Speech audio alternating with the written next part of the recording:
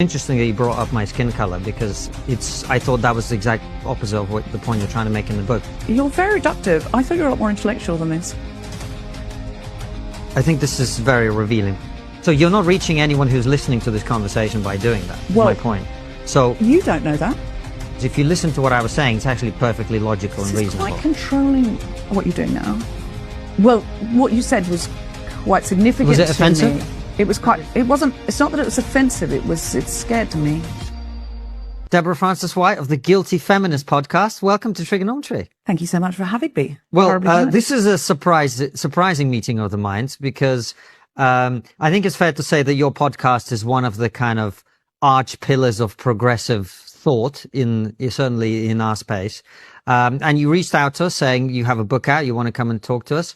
It's fair to say that we're not one of the pillars of the woke space in our space. Hello, everyone. Today, we're diving into a heated discussion on gender politics with Deborah Francis. While some frame her views as mainstream leftism, others argue her stance represents the more extreme end of the spectrum. Let's hear what Konstantine has to say as they unpack this debate. So what we have to do then is look at, is there any history of transgenderism throughout the ages? And I thought, well, there will be some people fear what's different. So there will be indigenous societies where there weren't transgender people accepted.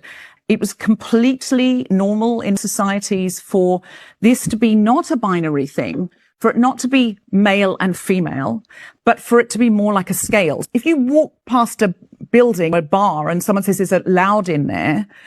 You understand that that person is saying, yes, it is loud in there, but they mean loud for them because there's loud and there's soft, there's high and there's low, there's young and there's old. We're all old to someone and we're all young to someone, right? We're all old to a 7-year-old. We're all young to an 80-year-old, right? So there's very few things where we go, it's this or it's that. You might have heard of the American Two-Spirit people and a Native American Two-Spirit. But I guess to most people, I don't think your characterization is quite accurate. I don't think most people's view of what woke is this thing that they don't understand, but because it's new, they don't like it. It's more like suddenly we all have to pretend that if you say something that about your identity, now it's true. Like if I say I'm a woman, I become a woman in that moment. And a lot of people don't dislike that because it's new. A lot of people don't dislike that because they think it's factually inaccurate.